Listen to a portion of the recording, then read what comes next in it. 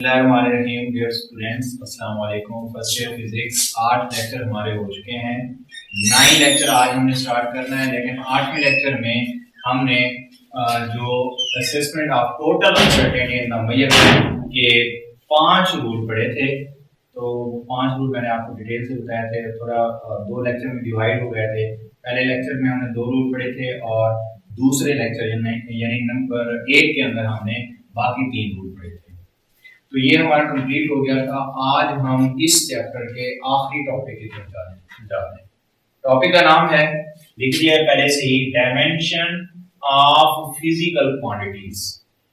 ये physical quantities जैसे हम पढ़ चुके हैं 2 किस्म की होती हैं, बेस क्वांटिटीज जिनकी तादाद 7 होती है, डिराइव्ड क्वांटिटीज जिनकी तादाद फिक्स नहीं है। इन तमाम क्वांटिटीज की जो डायमेंशन है उससे क्या मुराद है, पहले मैं डेफिनेशन बताऊंगा आपको, फिर उसके बाद जो है वो डायमेंशन निकाली कैसे जाती है आपको तरीका बताऊंगा। 2 तरीके, एक फार्मूले की मदद से और एक यूनिट की मदद से। ठीक है, तो आइए देखते हैं डायमेंशन ऑफ फिजिकल क्वांटिटी को हम किस तरह डिफाइन करेंगे। डेफिनेशन देखिए,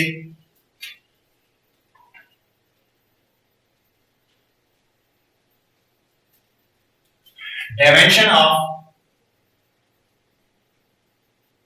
physical quantities, dimension of physical quantities describes, बयान करती है या रिप्रेजेंट्स, जाहिर करती है किस चीज को, द क्वालिटेटिव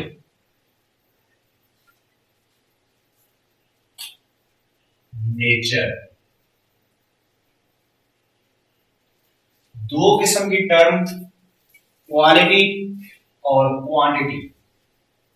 क्वालिटी ये जो डेफिनेशन होती है जिसमें सिर्फ क्वालिटी नाम से पता चल रहा है, क्वालिटी का मतलब खूबी, और क्वांटिटी का मतलब होता है मिकदार।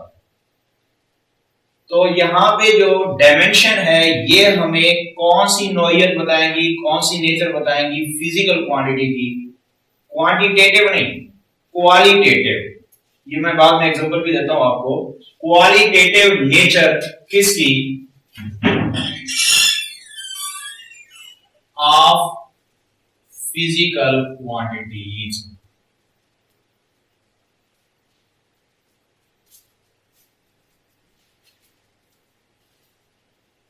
इन विच, मैं बता रहा हूं कि किस तरह जाहिर करेंगे। In which all base quantities, जिनकी तादाद 7 है, in which all base quantities are expressed, जाहिर होती हैं, by a specific symbol, एक खास अलामत से जाहिर किया जाता है, डायमेंशनली इनक्लोज्ड, जिसे बंद किया जाता है ये अलामत को, in a square, in square brackets. ये है मुकम्मल डेफिनेशन जो मैंने यहां लिख दी है। शायद अभी आपको इतनी ज्यादा अच्छे तरीके से समझ ना आ रही हो, अब मैं एग्जांपल देता हूं ताकि डेफिनेशन क्लियर हो जाए। मसलन मैं 7 बेस क्वांटिटीज हैं, 7 में से सिर्फ 3, आपके सिलेबस में सिर्फ 3 बेस क्वांटिटीज की डायमेंशन बताने जा रहा हूं। देखिए, नंबर 1 लेंथ। ये फिजिकल बेस क्वांटिटी है, इसकी डायमेंशन जाहिर करने के लिए आपको लेंथ को बंद करना होगा स्क्वायर ब्रैकेट के अंदर। ये स्क्वायर ब्रैकेट है, जब इसमें बंद करेंगे तो इसे अब पढ़ेंगे डायमेंशन ऑफ लेंथ। पहले ब्रैकेट नहीं थी तो क्या थी, ये लेंथ, फिजिकल क्वांटिटी थी। जैसे ही मैंने ब्रैकेट्स लगाई, अब इसको क्या पढ़ोगे, डायमेंशन ऑफ लेंथ। और डायमेंशन ऑफ लेंथ के लिए जो खास सिंबल है, अलामत है, वो है एल। आप देख रहे हैं लेंथ एल से स्टार्ट होती है, इसीलिए L capital small square bracket. तो अगर आपसे पूछ लिया जाए what is the dimension of length, तो आप कहेंगे एल। नंबर 2, मैस, ये बेस क्वांटिटी है। अगर मैं इसको स्क्वायर ब्रैकेट में बंद कर दूं, अब ये पढ़ा जाएगा डायमेंशन ऑफ मैस, और उसके लिए जो सिंबल यूज किया गया है, जो आपको याद रखना है, कैपिटल एम। बड़ा आसान है, मैस एम से बनता है तो कैपिटल एम, स्मॉल लिखेंगे। Number 3, time. आपको पता है कि टाइम भी एक बेस क्वांटिटी है, लेकिन ब्रैकेट्स लगाएंगे तो इसे पढ़ेंगे डायमेंशन ऑफ टाइम, और इसको कौन सी अलामत से जाहिर करेंगे, कैपिटल टी। ये 3 अलामत आपने 3 बेस क्वांटिटी के लिए याद रखनी है, और मेरा नहीं ख्याल कि ये कोई मुश्किल हो, बड़ी आसान है, क्योंकि मैस एम से बनता है, डायमेंशन एम आ जाएगी कैपिटल में, लेंथ एल से तो एल आ जाएगी डायमेंशन, टाइम टी से तो टी आ जाएगी डायमेंशन। ये 3 मैंने आपको बेस क्वांटिटीज बताई हैं, जिनके लिए एक स्पेसिफिक सिंबल यूज किए गए हैं, अलामत जिनको बंद कर दिया गया है स्क्वायर ब्रैकेट में। इसलिए मैंने कहा कि फिजिकल क्वांटिटी जो बेस है are expressed by a specific symbol, एक खास अलामत से, इनक्लोज जिसे बंद, इनक्लोज का मतलब बंद करना, इनक्लोज जिसे बंद किया जाता है किसमें, इन स्क्वायर ब्रैकेट्स, तो इस चीज को कहा जाता है डायमेंशन। ये तो थी बड़ी आसान सी। अब मैं आपको मजीद एग्जांपल देता हूं कि अगर इनके अलावा, बेस के अलावा कोई डिराइव्ड क्वांटिटी है तो उसकी डायमेंशन कैसे निकालेंगे, क्या होगी। ठीक है, ये 3 आपने याद करनी है। अब मैं निकालने जा रहा हूं dimension of velocity.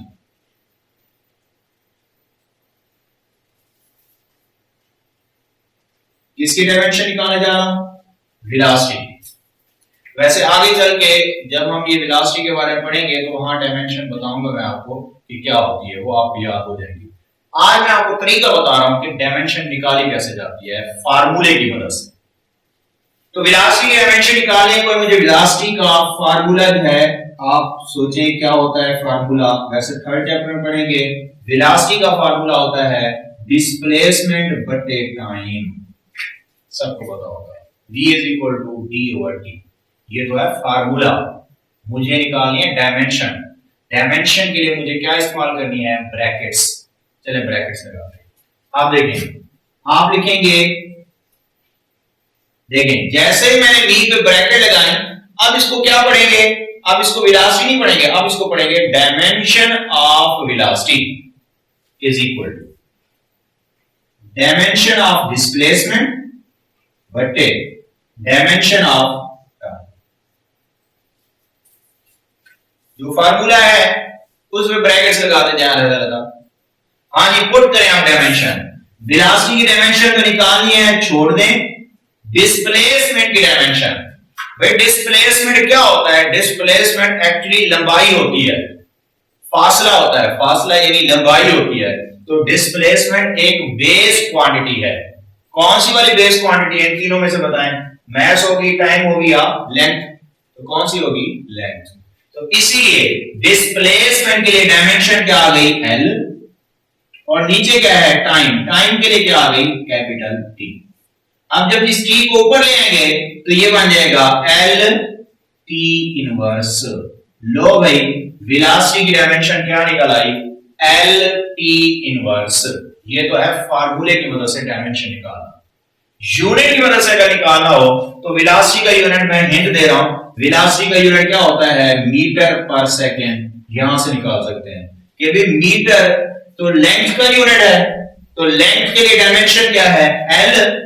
Second time का यूनिट है, टाइम के लिए डायमेंशन क्या है, टी, क्योंकि सेकंड का इनवर्स है तो टी का क्या आ जाएगा, इनवर्स। फार्मूले की मदद से निकाल सकते हैं, यूनिट की मदद से भी आप डायमेंशन निकाल सकते हैं। चलिए एक और एग्जांपल देता हूं मैं आपको। अब निकाल लेते हैं हमें डायमेंशन ऑफ एक्सेलरेशन।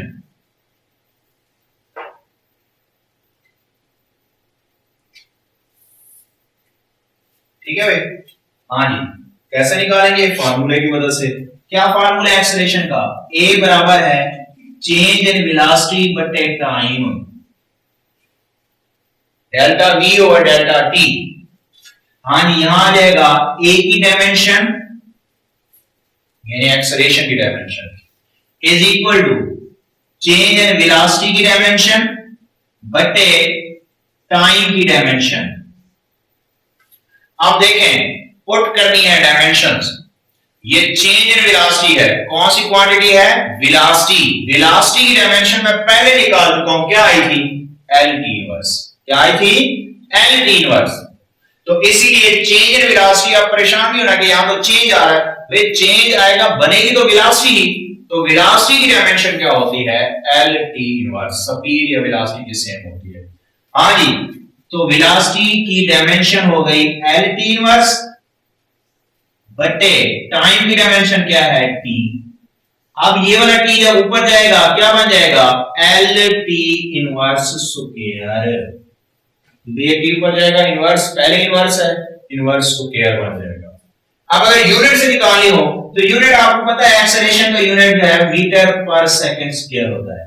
आपको देखें, मीटर लेंथ का यूनिट है एल, सेकंड टाइम का यूनिट है टी, क्योंकि इनवर्स स्क्वायर है तो टी का इनवर्स स्क्वायर बन जाएगा। ठीक है, यूनिट की मदद से भी आप डायमेंशन निकाल सकते हैं। चलें एक और भी करते हैं, डायमेंशन ऑफ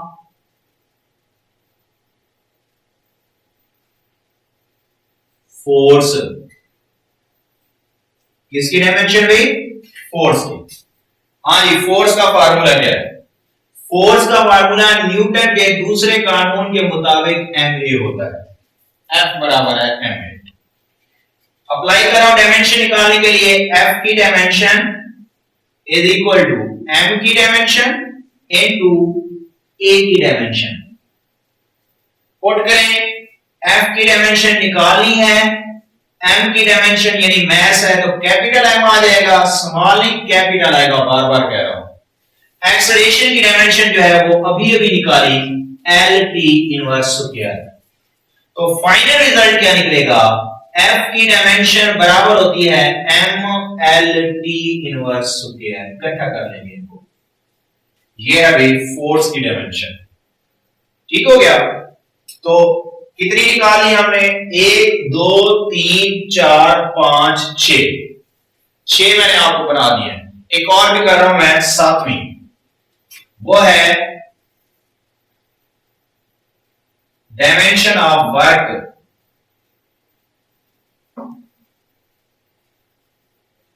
वर्क या एनर्जी, इनके यूनिट सेम होते हैं, डायमेंशन भी सेम होगी। एक और क्वांटिटी भी है जिसकी डायमेंशन यही होगी वर्क वाली, वो है टार्क। वो हम बाद में देखेंगे। हाँ जी, तो वर्क का फार्मूला जो है आपने पढ़ा हुआ है 9th में, W बराबर होता है FD। तो ये आ जाएगा भाई वर्क की डायमेंशन, फोर्स की डायमेंशन, ज़ार डिस्प्लेसमेंट की डायमेंशन। वर्क की डायमेंशन फोर्स की अभी अभी पढ़ी है, आपको ज़बानी भी याद होनी चाहिए कि फोर्स की डायमेंशन क्या होती है? m l t inverse square. और डिस्प्लेसमेंट की क्या है? लेंथ है। लेंथ में आ जाएगा डिस्प्लेसमेंट, क्योंकि तीनों में से कोई एक होगा। मास तो नहीं हो सकता ना डिस्प्लेसमेंट, टाइम भी नहीं हो सकता, तो डिस्प्लेसमेंट किस में आएगा? लेंथ में।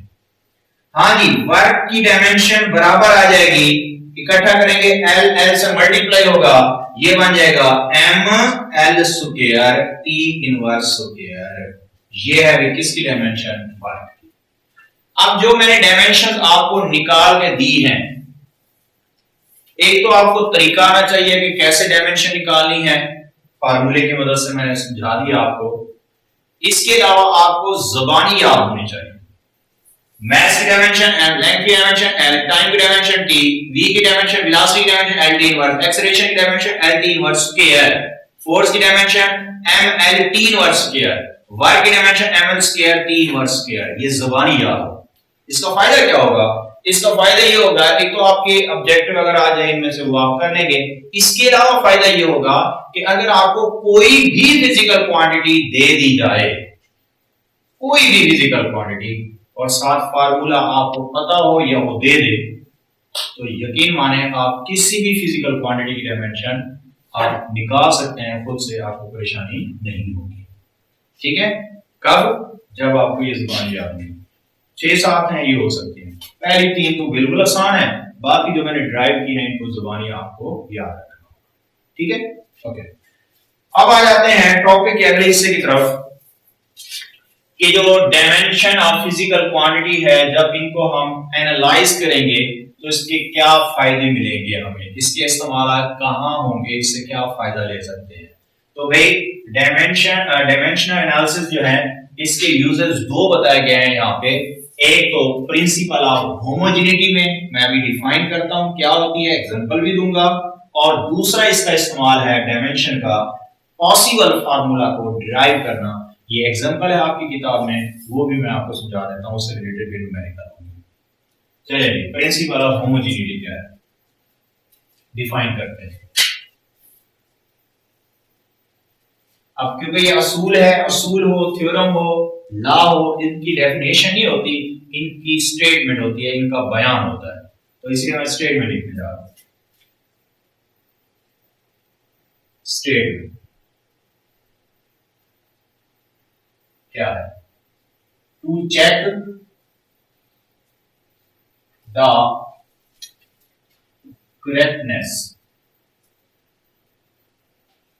to check the correctness of any equation। अगर आपको किसी भी मसावात को यह साबित करना है कि वो सही है तो उसके लिए क्या करेंगे?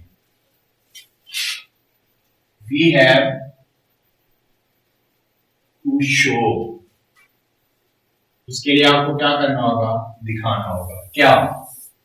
डायमेंशंस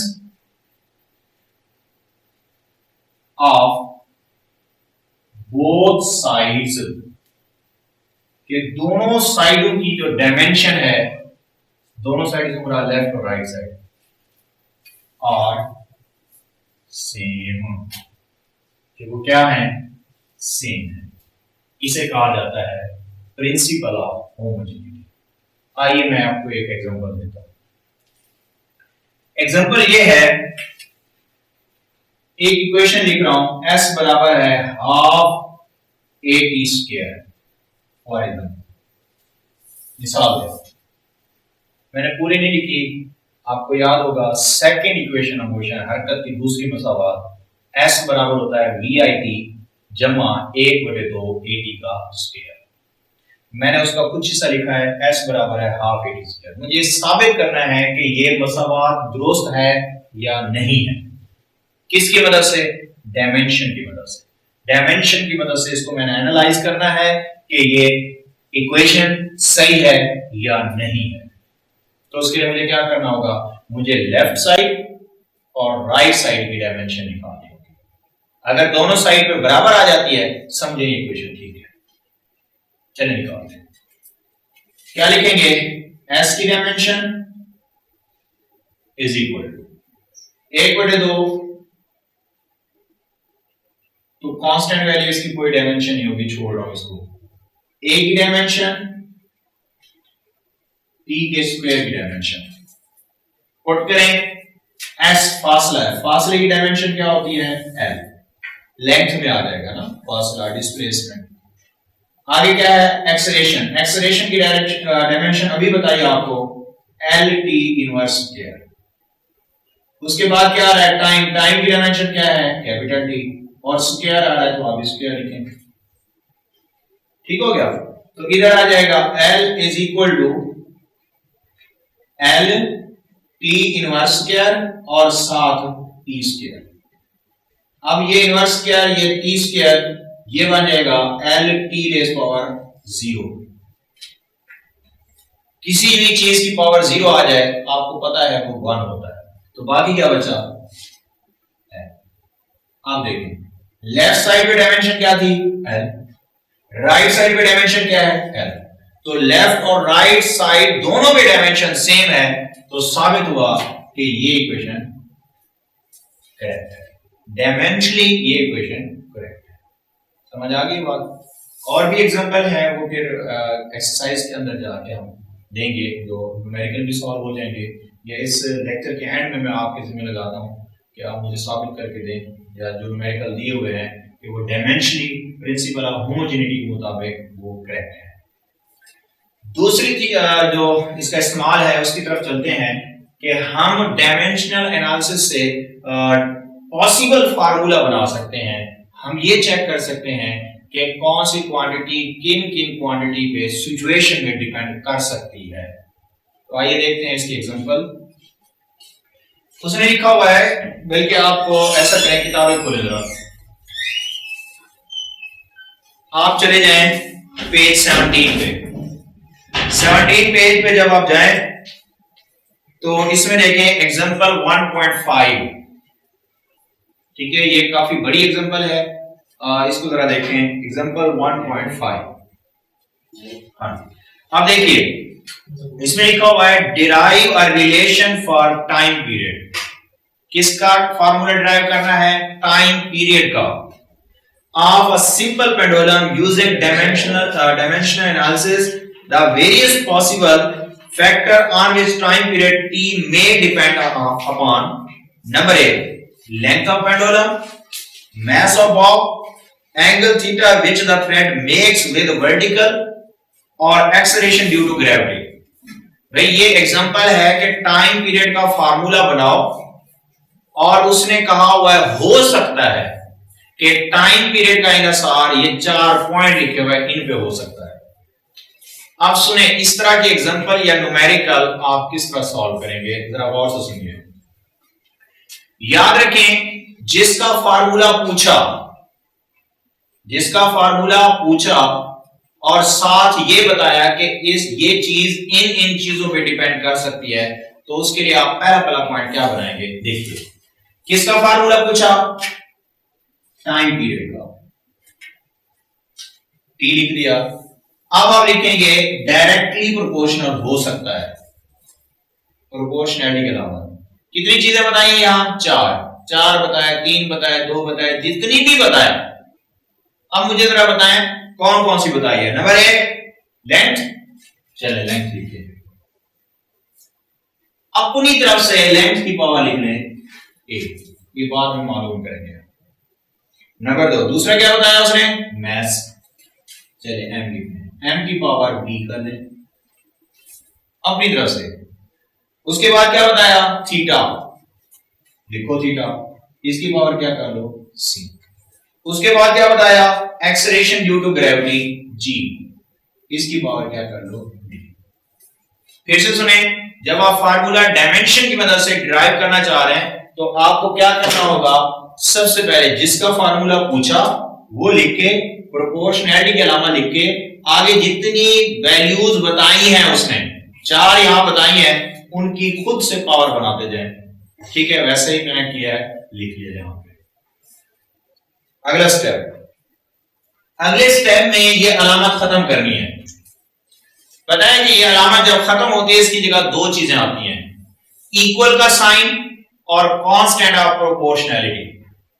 तो ये बात है कि भाई T is equal to K constant of proportionality हो गया। बाकी सारी चीजें वैसे लिखेंगे, क्या लिखेंगे? L raise power A, M raise power B, theta raise power C, G raise power D। इसको आप कह दें इक्वेशन A। ठीक है भाई, पहला स्टेप क्या था कि जिसका फार्मूला पूछा, जिस पे डिपेंडेंस हो सकते हैं उसके साथ डायरेक्ट रिलेशन बना दें विद पावर अपनी तरफ से। फिर प्रोपोर्शनैलिटी साइन खत्म करके इक्वल और कांस्टेंट ऑफ प्रोपोर्शनैलिटी। आगे आपने क्या कर देना है? सारा जैसे लिखा होता है वैसे लिखिए। स्टेप नंबर 3, तीसरे स्टेप में अब आपने ये जो इक्वेशन ए बनाई है आपने, इसके अंदर डायमेंशंस पुट कर दें, अप्लाई कर दें। चले क्या लिखेंगे, टी की डायमेंशन इज इक्वल टू, के को छोड़ दें, प्रोपोर्शनैलिटी कांस्टेंट है, याद रखें ये मारूजी भी है, शॉर्ट क्वेश्चन भी है।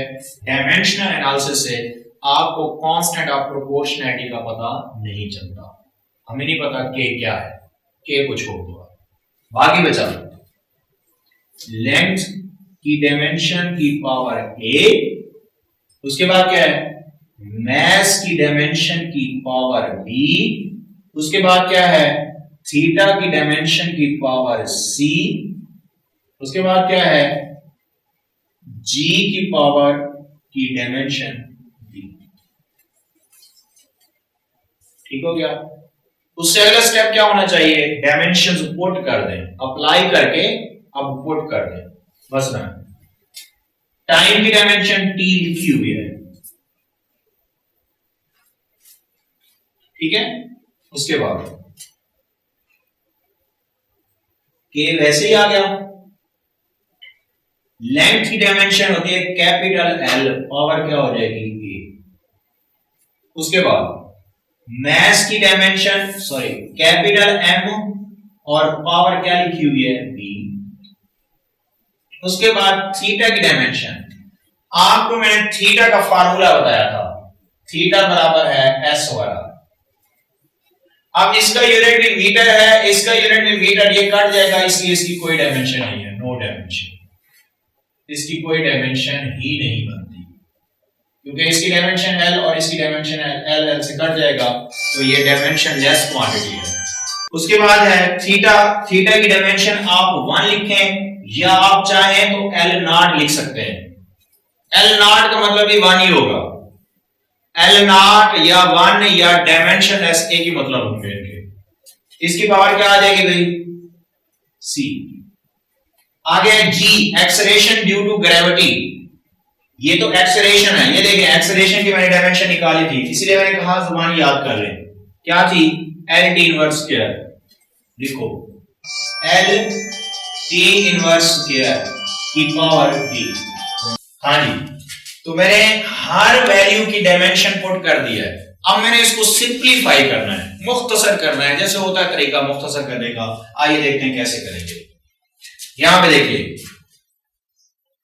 टी की डायमेंशन, टी आ गई टाइम की,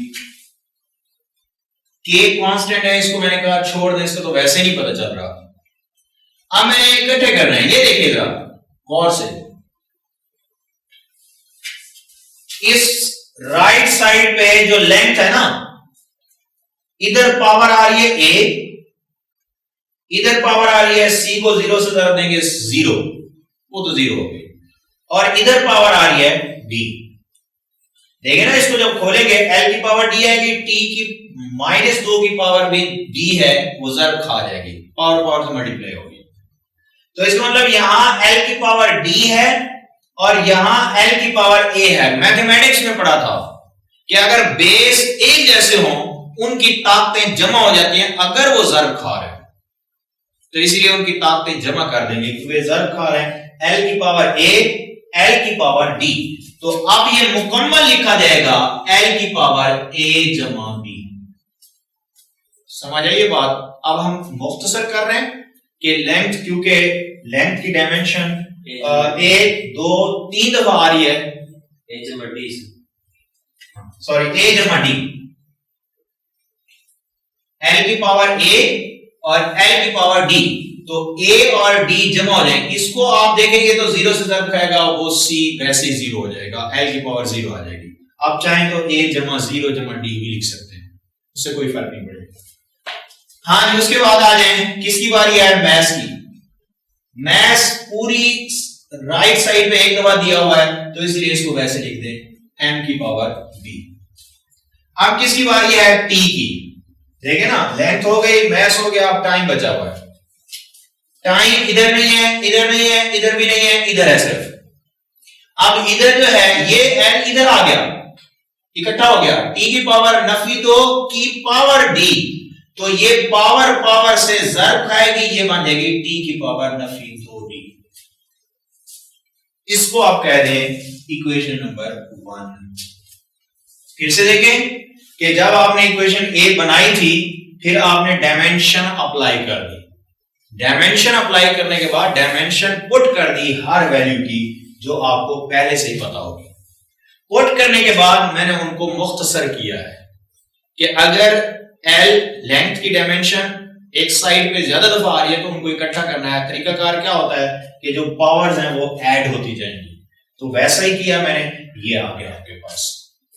अब आप क्या करेंगे, आखिरी 1-2 स्टेप बच गए। अब आप कहेंगे comparing dimensions on both sides, दोनों साइड पे डायमेंशंस को क्या करना है, कंपेयर करना है। Comparing dimension of each base quantity on both sides.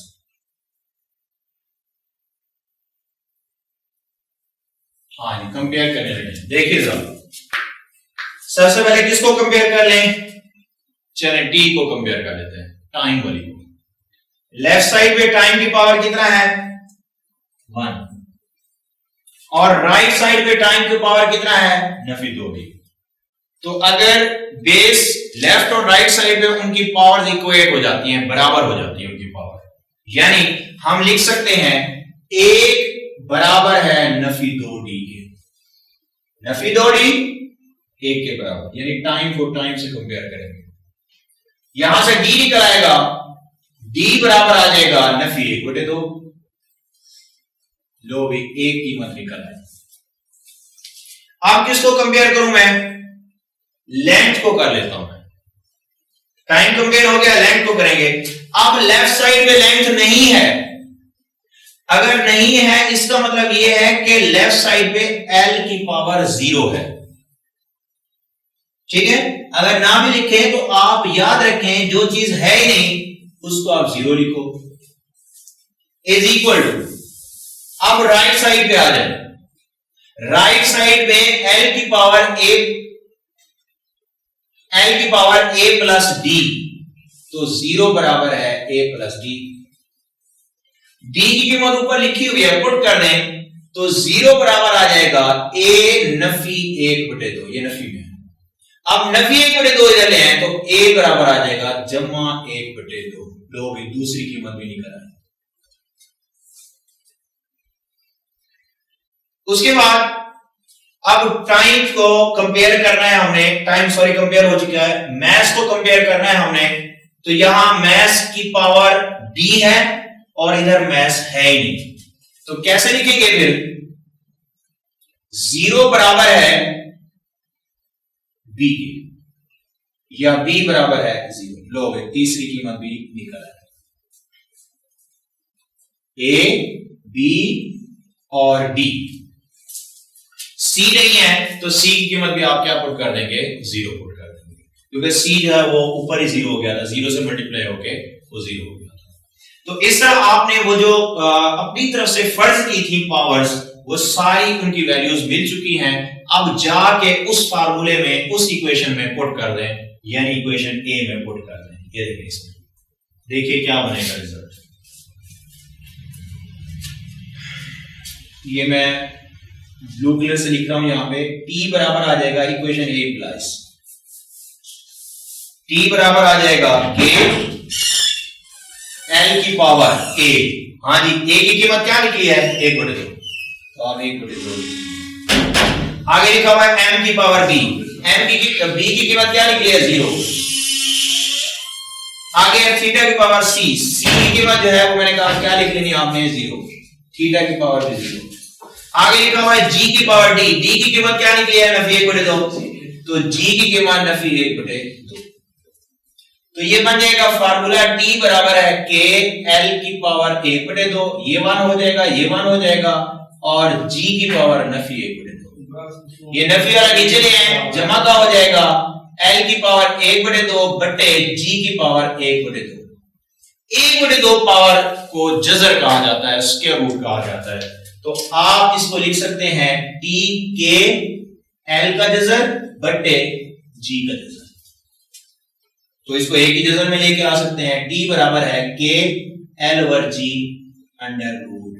ये है भी फाइनल फार्मूला टाइम पीरियड का, जिससे ये पता चला कि टाइम पीरियड 4 में से सिर्फ 2 क्वांटिटी पे डिपेंड कर रहा है, that are length and value of G। K की कीमत जो है, मैंने पहले कहा कि डायमेंशन एनालिसिस से हमें पता नहीं चलता कि K क्या है। ठीक है, ये था आज का हमारा लेक्चर। मेरे ख्याल में शायद यहाँ पे आपको कंफ्यूजन हो, डिराइव पॉसिबल फार्मूला एक दफा फिर से देख लें कि ये किस तरह आपने ड्राइव करना है। ये फार्मूला ड्राइव करने के लिए उसने आपको स्टेटमेंट में बताया होगा, फलां का फार्मूला ड्राइव करें और ये इन चीजों पे डिपेंड कर सकता है।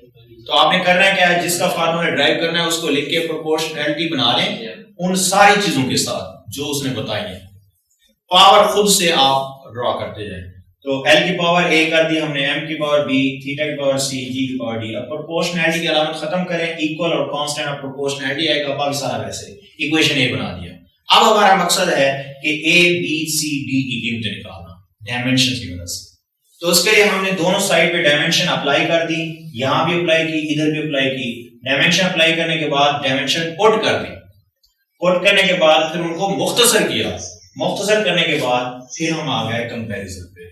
जब कंपैरिजन किया तो आपको सारी कीमतें मिल जाएंगी A, B, C और D। कंपैरिजन कैसे करना होता है, टाइम को टाइम से, लेंथ को लेंथ से और मैथ को मैथ से। जो साइड पे लेफ्ट या राइट साइड पे जो चीज ना हो वहां आपने 0 पुट करना है। ठीक है, थैंक यू। ये था आज का हमारा लेक्चर जिसमें हमने डायमेंशंस के बारे में कंप्लीट करा है। मैं फिर से कहता हूं कि ये डायमेंशन आप जुबान याद कर लें।